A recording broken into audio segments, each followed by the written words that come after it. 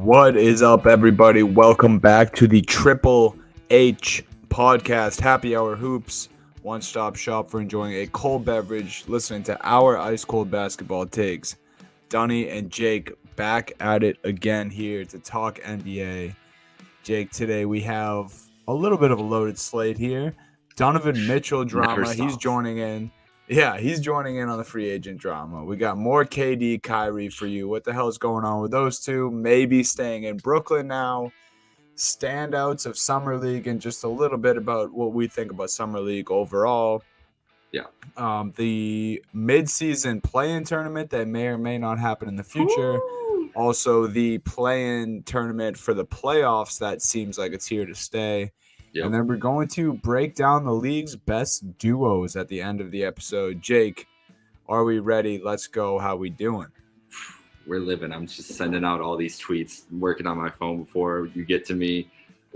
I'm so excited about today. Like, this, it literally hasn't stopped. It has not stopped. I feel like it's busy. We have more news than we had last week when we were talking about it. Like, we had broken down the first free agent moves and stuff. But like since last week, it feels like it's just been, and it's not anything tangible that's happened, but just the different rumor, like it's basically flipped on its head at this point.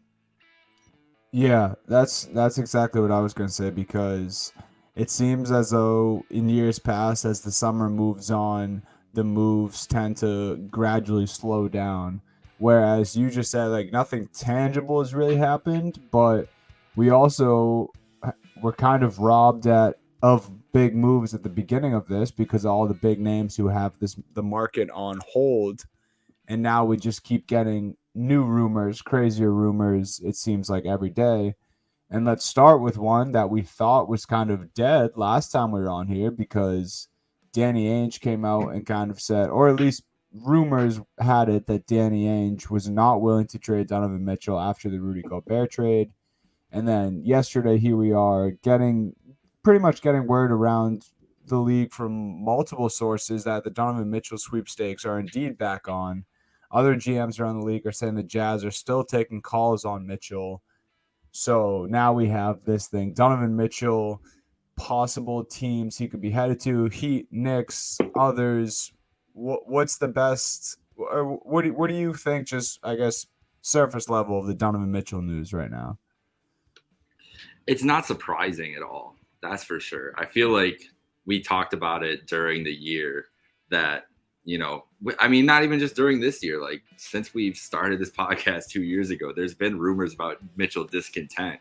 Really started with the Gobert stuff and the coronavirus and everything else. Like, remember right after that happened, that's when the first Mitchell Gobert arguments that started right then and there. And that's really when the talk picked up about Mitchell and what he was going to do. So I'm not surprised. And then the second we knew Gobert was traded, and I mean, the second we saw Windy, who is immortalized forever because of this Jazz rant, I feel like it's been just an if, or not a when, not an if, about Donovan Mitchell. Then we're starting to see the reports about Danny Ainge doesn't think he can lead his franchise and all this other stuff. It's like we've seen this road before, and it just feels inevitable at this point. But it's weird because I don't like any of these suitors, really. Like, honestly, it feels like a no-brainer that it's going to be Miami, because they're really the only team that can make it work cleanly with the way with this new rule, not new rule, but the rule we found out about last year with the rookie extensions and everything else. Like, I guess it's different with Bam than it is with, I don't know. I don't know how he can just get sent to Miami, but not Brooklyn, as one of the teams we were talking about here.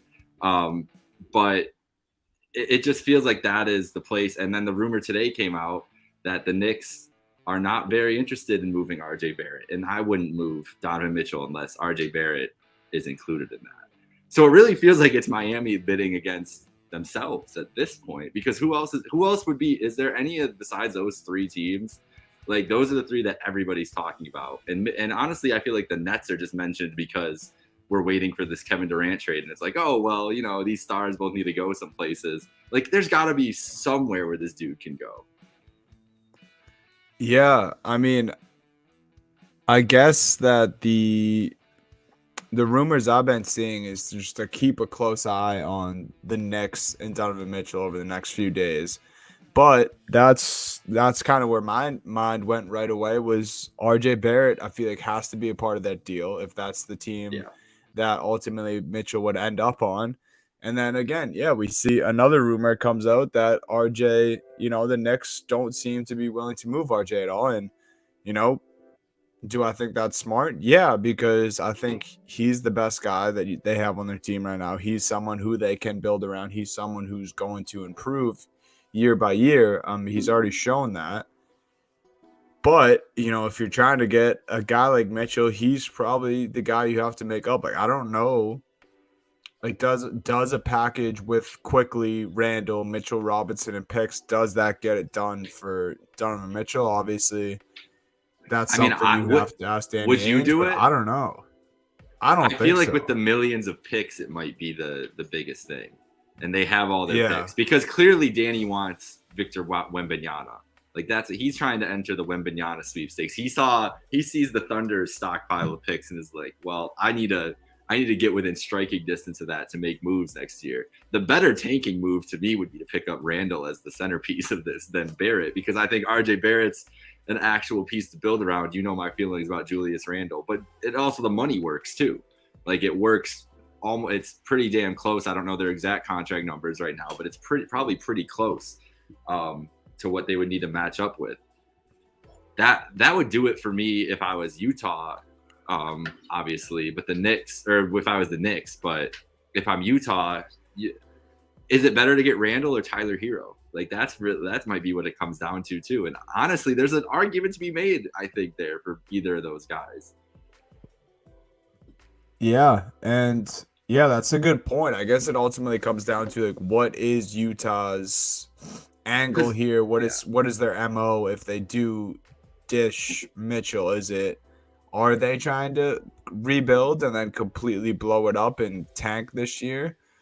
Or, yeah, I have here, and I have no idea if the Heat would be willing to do this, but if the Heat somehow send Butler and Hero to Utah, and it's worked out some way on either side where that makes sense. Like, are the Jazz interesting at that point if they have a Butler, Hero, and then whoever else on their squad, and kind of go from there? Like, I don't know. It does seem like the Jazz are probably going for a rebuild, especially how many picks they got in return for Gobert.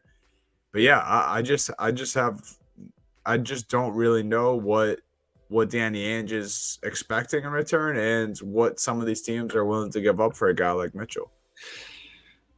It's gonna be interesting, and I feel like the domino that has to drop is still the KD thing, and who the fuck knows what's going on with Kevin Durant and Kyrie Irving at this point. If you want to transition into that, we're back here again, Nets talk again. But now the well-sourced Brian Windhorst that we just referenced before, Christian Winfield, who has been incredible on the Nets beat all year long, Scoop Robinson, another guy, been incredible on the Nets beat, and Dave McMenamin, who was a target on the internet because apparently he's dating Malika Andrews, and that did not go over well with NBA Twitter. Let's just go with that. All have basically said in some way or another that KD and Kyrie are prepared to just come back to Brooklyn and run it back next season. And it's like, what are we doing here? What are we doing here? Yeah, we're quite literally moving backwards in a lot of different ways.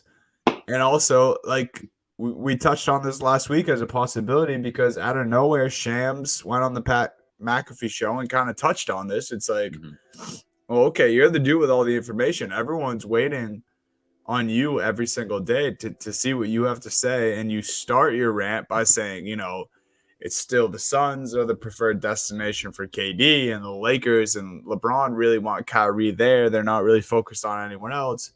Oh, and yeah, it looks like the Nets are actually constructing the roster as if both those guys are coming back. So maybe we should have seen this coming when Shams kind of threw it in our face last week. Lord. But it's like, what is this whole – and it doesn't surprise me from Kyrie, but like, what is this whole hullabaloo with KD and Kyrie? Like, what is all this for then if they're both just going to return? And I mean, you can't tell me that the team chemistry is going to be better next year than it was last year if they just return. Like, it's not going to be all hunky dory at this point. I would imagine anyway. Well, you got to look at the timing of it now too, because basically after we found out Kyrie wasn't getting max deal and then opted in was when Durant requested the trade, right? Or and so, right, that's the right order. Kyrie opted in before the trade request came in. So the second, if Kevin wins at some point that he wasn't getting the full max offer or whatever else, maybe it's a leverage play to bring Kyrie back, and these guys are actually as tight as they still have been. We know they've been working out in LA together during this whole process. We've seen not millions, that's a big exaggeration, but there have been plenty of videos. It's not hard to find video of them playing 5-on-5 this summer together already. So there's still some relationship there. And anytime reporters start talking about like wrestlers, I almost said wrestlers because that also came up the other day too. Wrestlers, basketball players, football players, any like team dynamic relationship stuff, I always try to take it with a grain of salt because it's like, how do you know? You don't know these guys are like you don't know if they're on Xbox together. You don't know if they're texting each other like every day, even though they don't hang out all the time. Like they don't know like those little things about it. So yeah, maybe KD and Kyrie didn't spend as much time together this year. You want to know what? Kyrie wasn't vaccinated. Maybe KD was just like, and still isn't. Maybe he was just like, I'm just not going to take as many chances. It could be as simple as something like that. But clearly there's still some kind of communication between them on what they want to do with the stuff that's coming out today. And clearly they still have some kind of relationship because they've been together working out. Like they're not mortal enemies that can't be in the same room together at the very least.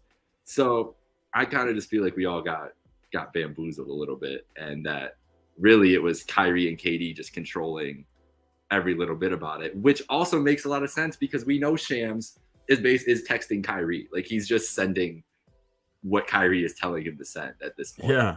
It's pretty apparent that he has a direct line into either Kyrie directly or somebody in his life.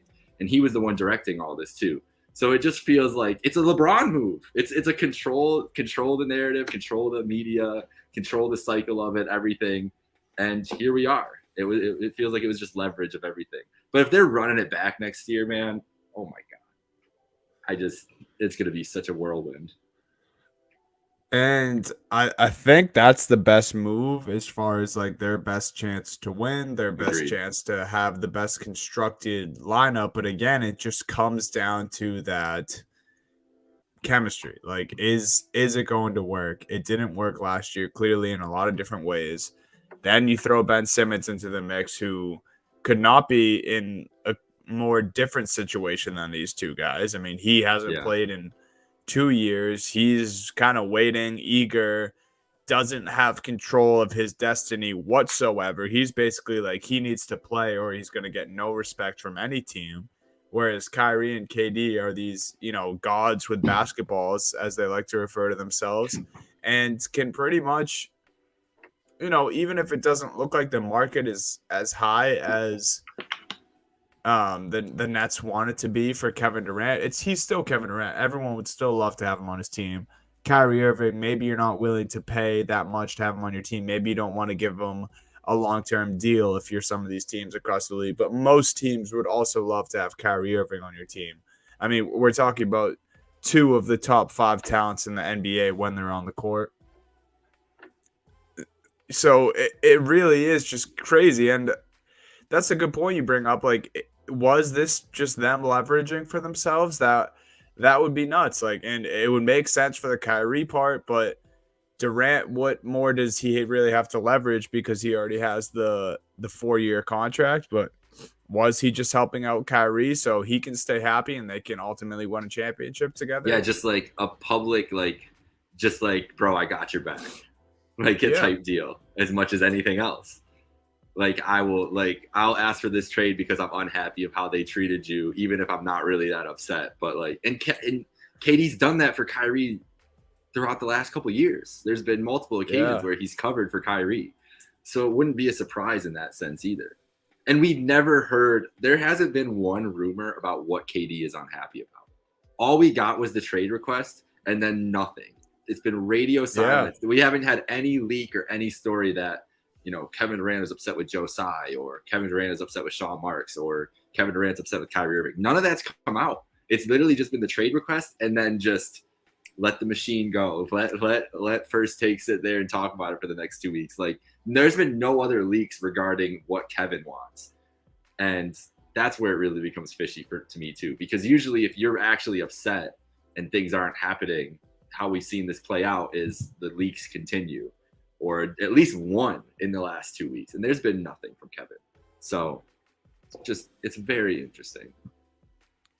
Yeah. And I think something that, we could be glossing over, and everyone is like, what about Steve Nash too? Like, I don't believe that definitely him and Kyrie did not have a strong relationship to end last year. Did you see the Cam Thomas video? I didn't. The other day, Cam Thomas, an interview after the Summer League game, and someone, I don't remember who was interviewing him, but asked him about Steve Nash wanting to have him, look to be like something about being a playmaker as well as a scorer or something like that. And Cam Thomas very clearly just rolled his eyes on TV and then said something like kind of sad. I don't remember what the exact quote was. I'll try to find it here quick. But yeah, it wasn't what you would want to see from a young player responding to their head coach's coaching. Yeah, and kind of probably something along the lines of, well, the other point guards and ball handlers on this team aren't really pass first guys. Like, why should I be? All right. It's funny you say that. I saw a quote from Goran Dragic right before we hopped on here that he was kind of unhappy and basically said last year, like, it was almost impossible to play team ball with guys like KD and Kyrie on the team. So it's basically maybe the other guards that play with these guys are just a little unhappy here. Let's see. Let me know. So I'm glad I made every single one of them. I was talking to your head coach, Steve Nash, before the game, and he was saying he's encouraging you both to look for your shot, but to look for your teammates as well. You had 7 assists. You laughed there. Why are we laughing? It is what it is. How much you intention? It's not great. It's not great. Whoa, definitely not a good look. Also, just like called out on spot and is what it is. Like, what is that? Exactly. That was the one I was looking for. That's not a great response either. Not an encouraging response. All right. Without further ado, we have a special guest tagging in here late running here. Slick hot tag, baby. What's up, boys? Go in What's here. Up, Slick? Thanks for having me. Slick, do you think that KD and Kyrie just worked all of the NBA and are actually just going back to the Nets? Because that's what we've kind of ended up back at. That look of disgust right away from Slick. He's like, God damn. You know how much I love talking about this, right? I think we could have gotten a work from Kyrie, but that's one dude you really never know what's going on with. I believe KD wants out. I really do. I think as much as he's about drama, as much drama as he brings himself, he claims he's not about the drama. So in that aspect, I think he's serious when he says he wants out of Brooklyn. I think to him, it's just become a little bit much of a circus. And I do believe reports that we're hearing that maybe teams are just declining Brooklyn's asking price for a 34-year-old injury-prone KD. And, whether they can bring down that price, will they accept that or will they keep him under contract? I don't know. I think if it's a guy like Kevin Durant, you got to keep him pleased. I don't think he would really play for you if you kept him under contract. So I don't think you have much of a choice with a guy like that.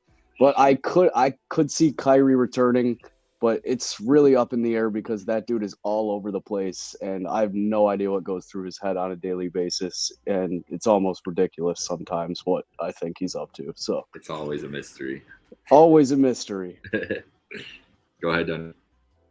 I think another thing that we're not ignoring here, but you can't help but it's like when people say it's about a car accident. It's like it's so bad you have to keep looking. Like I feel like this LeBron, Westbrook, other piece of the puzzle here is something that we can't ignore because like what happens if Kyrie does stay put? I feel like LeBron's kind of banking on the Lakers somehow getting Kyrie to LA and Westbrook out the door. He Like there really is, is.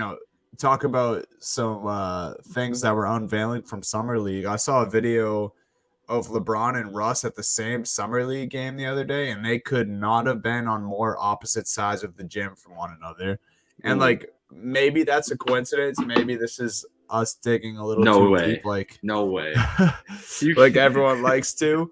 But like it is a little strange if your teammate, the superstar small forward on your team and star point guard just are completely not interacting with one another at your team's Summer League game.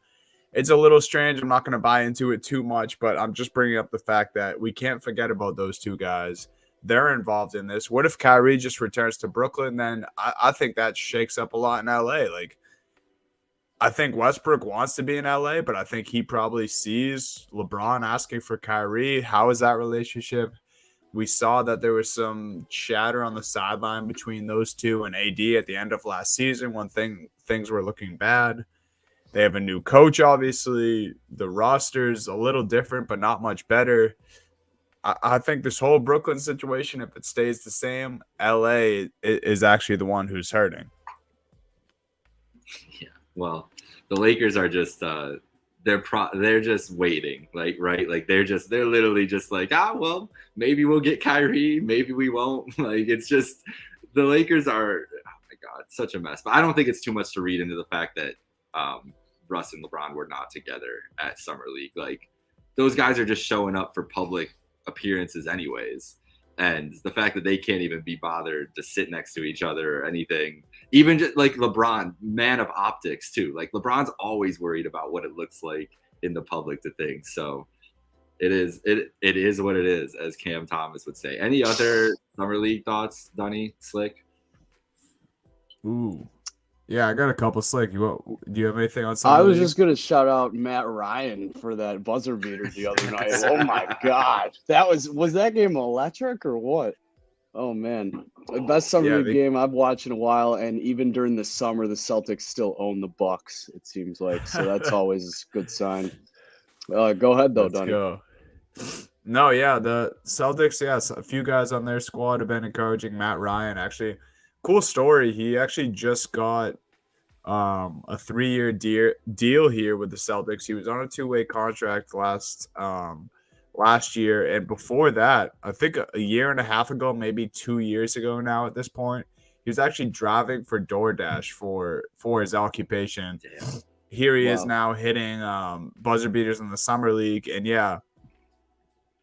I was actually incorrect. He hasn't signed a deal yet. That was Sam Hauser on the Celtics, but yeah, I mean he's certainly making a name for himself. Certainly one of the standout players on the Celtics Summer League team.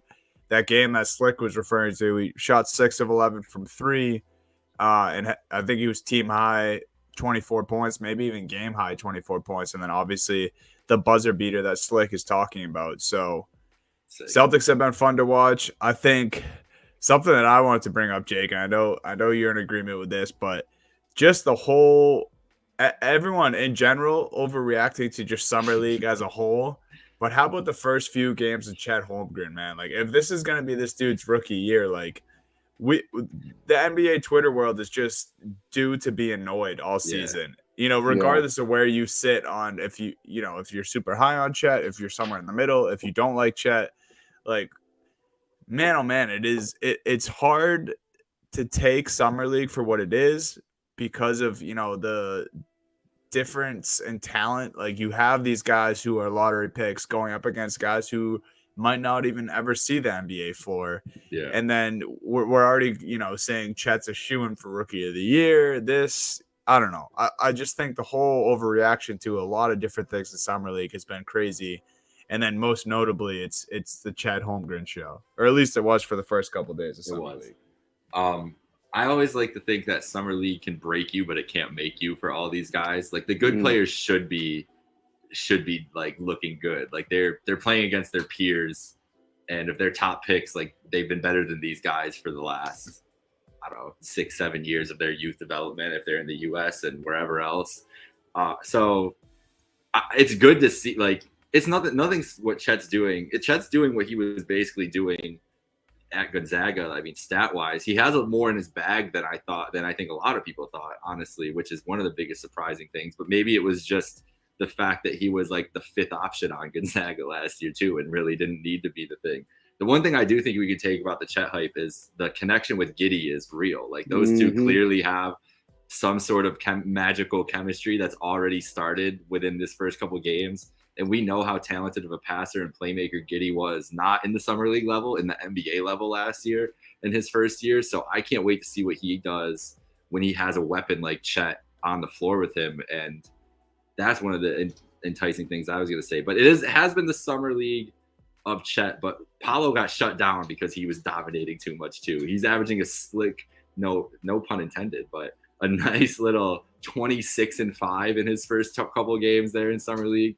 Paolo just looks like exactly what we thought coming out of Duke, is that he was ready to step in the league and become a scorer right away. And that's what he looks like again in summer league. Yeah, for sure. You make great points, Jake. And Paolo balling and people overreacting to the Magic, taking him out after what he played 2 games, right? 2 games, yeah. It's like, yo, it's summer league. Chill out. Exactly. They're like, we've seen enough. That is the number 1 overall pick. Like he can rest. It's cool. But yeah, I love the make or break point. It can break you, but it can't make you. I think that's a perfect thing for the Chet situation. And you brought up Giddey as well. That's going to be a great duo. The Thunder are going to really enjoy that young duo to build a core around. And for sure. Although I think Chet has impressed me in the summer league, I think he should soak it up while he can, because come week 1, before the end of week 1, he's going to have at least 3 welcome to the league moments. Oh my God. And I stand by this. I'm not saying he's going to have a bad year. By no means am I saying he's going to win Rookie of the Year. I just think he's going to have a huge wake-up call when he starts going against these 4 and 5s that start in the NBA on a game basis. I can't wait to see that man against like Embiid or Giannis or something. Right. It's just going to be abuse, assault. Yeah, it's also the confidence thing. Like, regardless of him showing out a little bit in summer league, it's also like him putting the target on his back before he was even drafted, saying that, you know, not only does he think he's the best player in the draft, he thinks he's the best player in the league, which is great. Have that confidence, but like be willing to take whatever's coming your way, because as Slick said, I'm in agreement, man. I think it's coming. It doesn't mean I'm not, you know, rooting for him to be good. I do think he's a little overhyped right now, but you know, let him be in control of that narrative. We'll see how it plays out. I definitely do think he's putting on a target on his back a little bit, though. For sure. You know how many petty players there are in the NBA that are going to remember that statement when they're going against Chet Holmgren for the first time? Oh man. Oh man. It's ridiculous. They're waiting for that. Speaking of that, Donnie, go ahead. No, I just had one last summer league thought. I don't know if what you're about to say was also summer league related. So go ahead.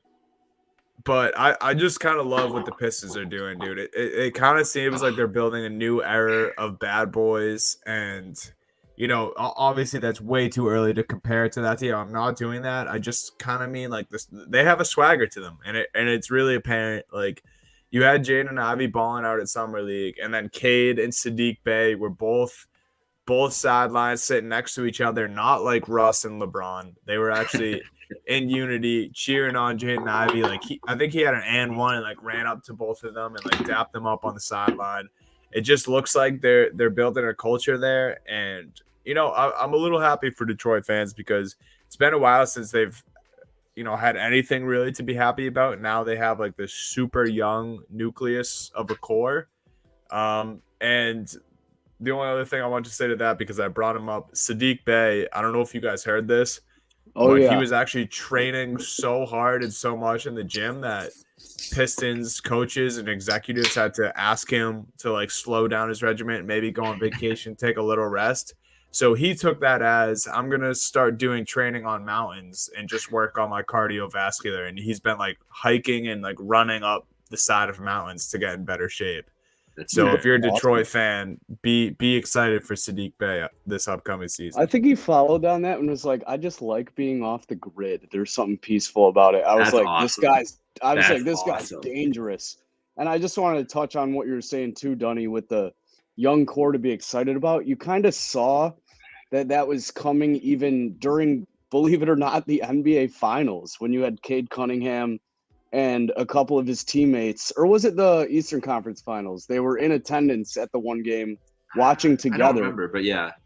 That's just taking in and studying good basketball and wanting to know Yeah. what it takes to get to that level. That's a great sign to see out of a guy coming off his rookie year, especially with his young teammates, looking to build, looking to be better, and looking to see what it takes. All this is my worst nightmare. I hate the Pistons so much. This makes me so sad. But I love Cade Cunningham and Jaden Ivey, both of them. And it's very painful to hear all this. But I echo everything you guys are saying. I can't disagree. Great duo there. I was gonna say great duo in Chet Holmgren and Josh Giddey, but they haven't matched up to ours, Dunny, that we have a list here. Slick, you didn't come prepared with this homework, I'm assuming. So you're gonna be our muse here. We put together our top 5 duos in the NBA. Me and Dunny have a pretty similar list, it looks like here, but we do have one very key difference. You want to start or do you want me to start? You can start. Let's read through. 5-1, we gotta go. 5-1. Sure. Yeah, we gotta go Okay. 5-1. My number 5 is LeBron James and Anthony Davis. Have to put him there. If Anthony Davis is healthy, I always have that caveat. That should be the number 1 duo. That was their plan. Obviously, it hasn't worked out that way, but it's still LeBron James. So, and he's not. I don't think he's slowing down. And listen, those videos, AD, that shot looks good. There was another one up today. I love that Lethal that he started posting those like immediately after the internet yelled at him for saying he wasn't shooting. And now it's Yeah, like once a Touched week. We just get basketball since April. Yeah, right, dude. Give me a break. and now every week there's just a consistent video of him taking like the easiest jumpers in the world. That's my And number that 5. typical man. hype caption from Lethal Shooter, like, he's putting in the work He's in the gym grinding. at 4 a.m. Yeah. sharp on the dot. Like, dude, you say that about every dude. Do you want me to go with my number 5 or do you want to? Yeah, let's go back and forth Read here. yours. Okay. My number 5 is KD and Kyrie, but there's an asterisk on it because, up until today, we were thinking these guys definitely aren't going to be together next year. So if they do get split up, my number 5 is Embiid and Harden. They would take that spot over if KD and good Kyrie pick. weren't together. So KD and Kyrie bearing, they're both on the Nets. If not, Embiid and Harden going into next season. It's not a bad pick. Not a bad pick. My number 4 was also KD and Kyrie, so I won't go on that any further. Pretty straightforward there. If they're together, they're one of the top 5 duos in the league. With your caveat though, if they are not together, I really wanted to put Devin Booker and Chris Paul on this list somewhere. So I think they would slide into there. And that's as much of a Devin Booker thing as it is anybody else. I just think that he is, he's just a super duper star and is only going to get better.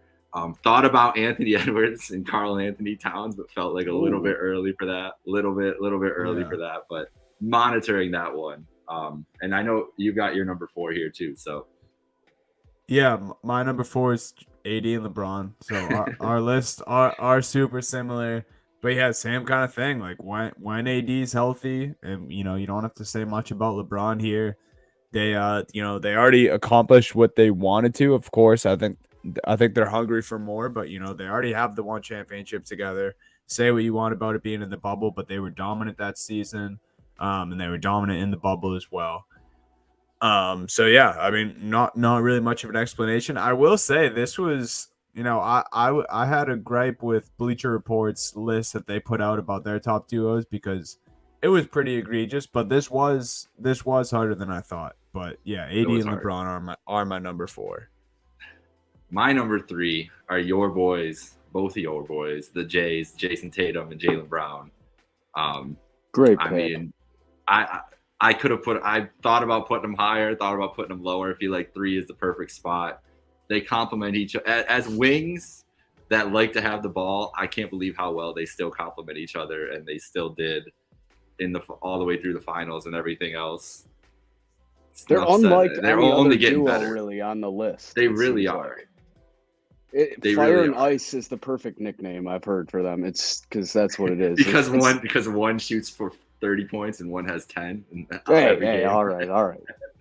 That's not exactly what I meant, but I'm gonna It's go close. out on a limb here and assume Dunny's got him higher than 3, but I could he be does wrong. have them potentially higher than 3. Okay. We'll go with his number 3 though, because his number 3 is not on my list at all. Yeah, And it was this hard for me to was- keep him off the list. It was very, very hard, and I probably should. This will be interesting. Yeah, and this is where it got tough. Excuse me, I'm dying live on the air just with a sneeze attack. But I have Stephen Clay at my 3. I think I just had to put him in the air because of the legacy, because of the championship this year. It was tough because obviously like 70% of this duo is Steph. And now anyway, because Clay obviously wasn't the same. We saw flashes in the finals, but I really thought by the finals he was going to be that consistent shooting guard, that consistent second splash brother again. He wasn't quite there, but I mean, these guys are just so legendary. I thought and they came off the championship, like I said. I thought I would be doing them a disservice not having them in my top 5 for duos. I didn't want to. It hurt me a little bit, but I felt it was only fair. So, yes, Steph and Clay are my number 3 duos. Jake, I loved your number 3 duos, by the way. Yeah, well, I figured you would like that one. You knew I was going to have him in there at some point. Our number 2s are the same, so can I do the honors here and go with our number 2s, and then we'll get to our much different number 1s. We both have Kawhi Leonard and Paul George as our number 2 duos. And if Kawhi Leonard, who yesterday on the timeline, smiling in Clippers gear, practicing, looks ready to come back next year. PG is awesome again this year, honestly. Like there were multiple times where I took back my Paul George slander over the last year. He really carried them until he got hurt. And he was great in the playoffs too before they got bounced by the Suns. So this team, just their roster is easily the deepest in the NBA, I think. Dunny made that point very well last week on the pod.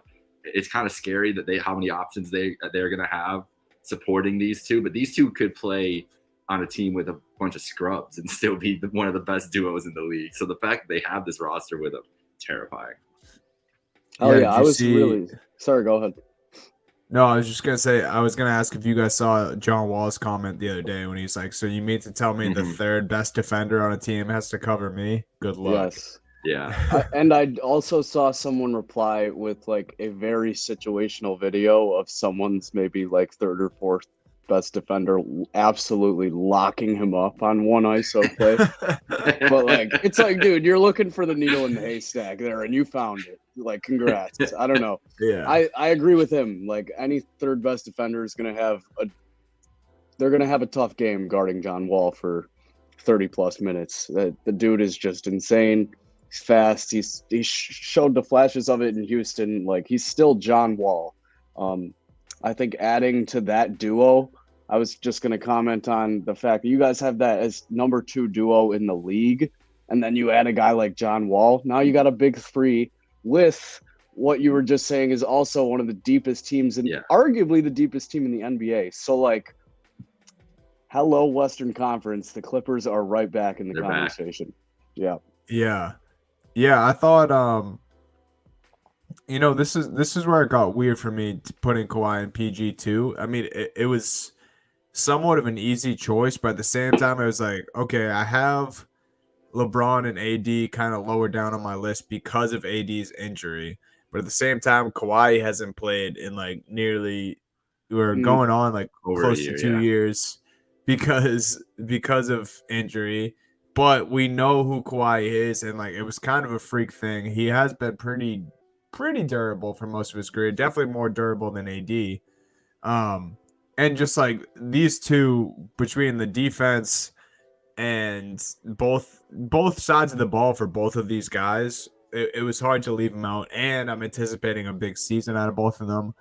And honestly, I don't know. I was actually just gonna say something crazy. I think no. I think I'll stand by that. I think Kawhi and PG healthy, AD and LeBron healthy right now, starting a season. I think I'm taking Kawhi and PG. Honestly, I don't know if that's that crazy. I was also going to say, too, Anthony Davis didn't also previously miss a full year and then come back and win a championship It's with a true. new Yeah. team. So, like, that might factor into how you look at who's coming back from injury.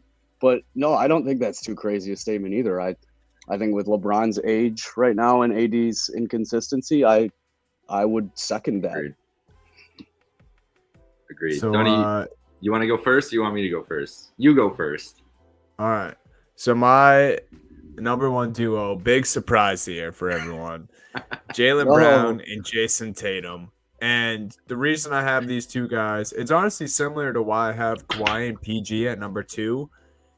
These two duos to me are the most impressive because there's not a point guard involved and there's not a big man involved. These are just two, like, you know, if you want to consider Brown and PG big guards, then they're big guards, but they're pretty much both just wings, forwards who are very good at defending the perimeter and playing offense on the perimeter. And I think that's super rare in today's NBA. I think Jaylen and Jason do it better than anyone else. Like Slick said, fire and ice. They complement each other very well. Both have unreal scoring bags. I mean, I think people who don't watch the Celtics all the time don't realize that Jaylen is pretty much just as skilled as Jason offensively.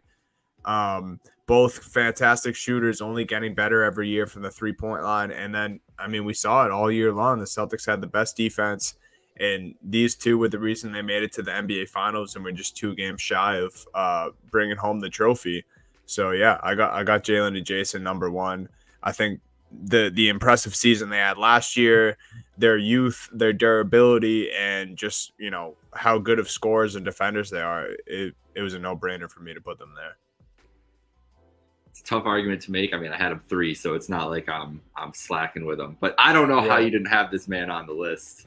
It's Giannis and Drew Holiday for me. I know. It's Giannis and Drew because Middleton's out hurt and it was hurt in the last season too. I just love Drew Holiday, but Giannis still for me far and away, maybe not far and away, but the best player in the league really to me. So dominant at his peak. I just have to put him number 1, and he's got great sidekicks in Holiday and Middleton. I think you could pick either one of those guys and pair him with Giannis, and they'd still be number 1 for me.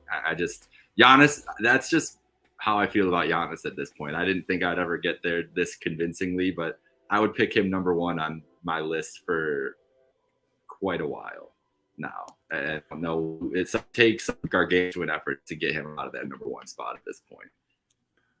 Yeah, it was tough not to take a Giannis duo here. I think if I would have, I mean, I like your explanation of why you didn't take Middleton just because of the injury and, like, you know, just kind of leaving that alone. We didn't really see it at the end of last season, them two playing together, and we did see Giannis and Drew have a respectable playoff run with one another.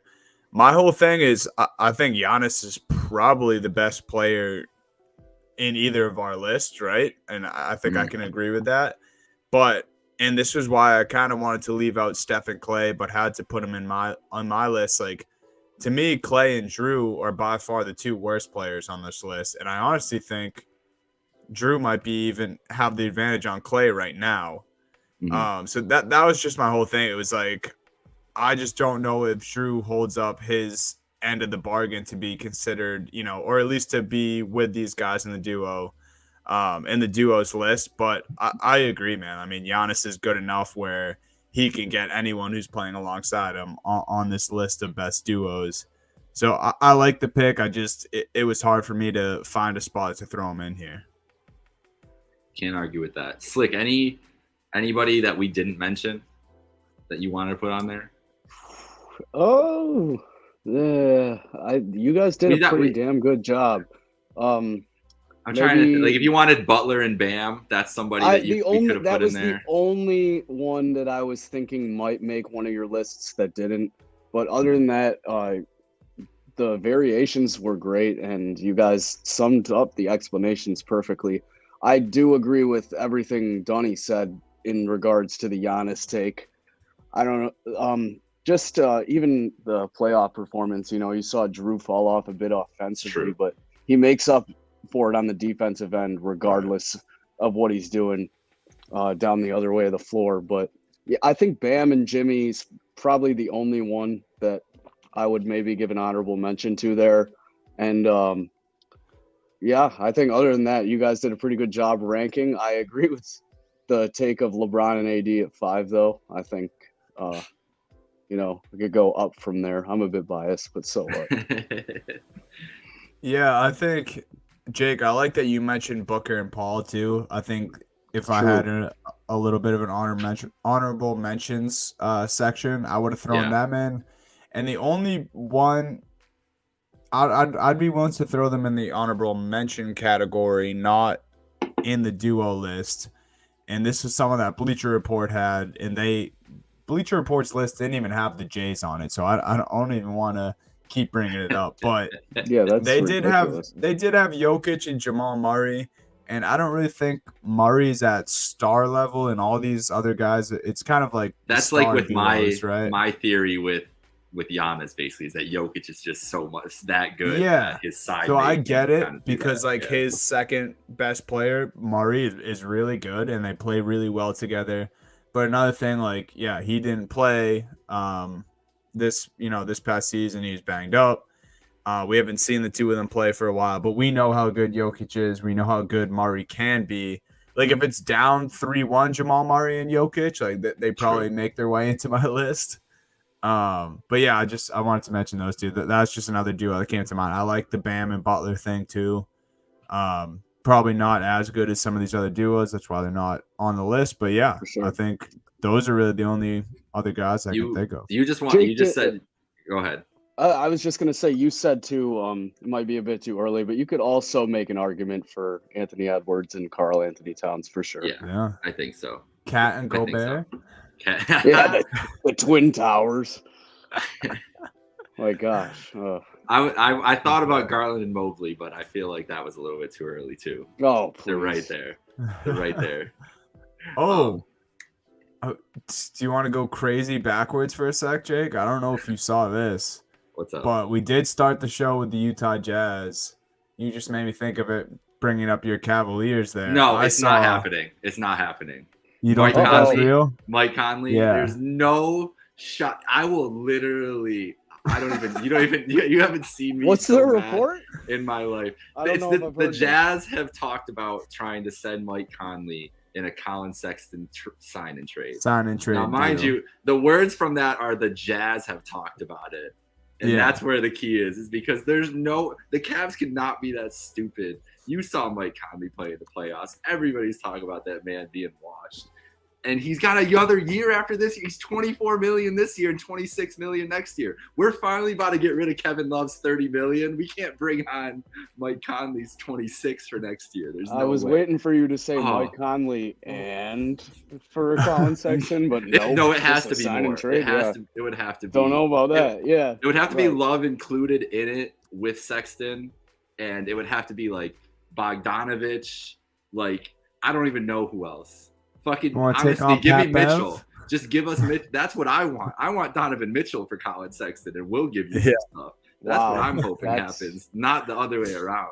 Yes, thank you for bringing up the Conley thing because my friend sent that to me in a group chat, and my first text was just one word, and it was gross. That's Yeah. how I felt immediately. No, And it I was knew so this is how quick, you would too. feel about it. I Ugh. meant to bring it up at the top. I forgot. Yeah. No, Yeah, it just no. it doesn't really make sense for the cat. I like that you emphasize that. It says the Utah Jazz are interested in this because, especially the Cavs brought back Rubio. Like they have. Yeah, their we don't need elder two point washed guard. old point Yeah. guards. Like, no, please. no. Especially with what they're going with in terms of a future. Could you core, imagine know? Rubio and Conley on the floor together? That would be absolutely horrible. It would be look the like worst. LeBron and D Wade on the floor together. Would have been except pretty a sick much in lamer 2014, version. but Yeah, exactly. It's like LeBron and D Wade on the Cavs. Like it was sick in 2013, but like now we're like, all right, what are we doing in Cleveland here, boys? It would win. Yeah. It would win though. It would win casual Cavs fans because he's an Ohio State boy, though. That's the thing that it would do, True. and that's what I'm worried about. I'm worried about the hometown factor, but no, they can't do it. All right. Anything else before we go, boys? I do want to send us out on just some craziness that I actually boy. saw this earlier and just resurfaced again here. Just for, if you think you're a crazy NBA fan, just hold this guy's beer, because a bettor has reportedly placed a $10,000 wager on the Kings to win the 2023 NBA championship. Oh, That no. payout for a 10K bet would be $7.5 million. Jesus So shooting Christ. for the stars. Let's go, I Kings, was- baby. Yeah, I would say there's not a snowball's Wow. chance in hell, but I also do like a crazy future. So, are the Kings making it out of the West? Tune I in thought the next Kings week were to back for find 6 out. years, so maybe this year's the year. I love a crazy future, but man, 10K, it's a lot That's of just- money. That's just hook shot and 10K into the garbage, bro. It'd be a good future if you were looking at a 10K payout on a King's future. I don't know Yeah. about putting 10K down, Jesus, but got I me mean, bird. 7 million. Unbelievable. I'm not going to tell somebody no. I'm not going to tell them where to put their own money, but man, good luck, Charlie. That's all I got to say. Oh, that's a great way, man. Shout out to you, man. Shout out to Yeah, you. like Kings whatever Shout you're out. doing, you're probably Good doing for okay you. in life if Good you got for you. 10K to put on the Kings. So I think Exactly. you'll be all right. But wow, yeah, the confidence is unreal, and I That's respect that. I do too. All right, that's it for Happy Hour Hoops. Thank you, Slick L. As always, Donovan Thank you, Bolden boys. here with Jake Micah. Subscribe to us wherever you get your podcast. Follow us at Happy Hour Hoops. Follow us at Trainwreck Spurts. No O there. We got to figure that out.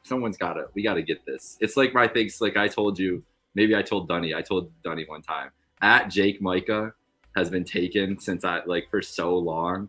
And the dude hasn't tweeted since 2011. So I just go and report jeez. him like all the time.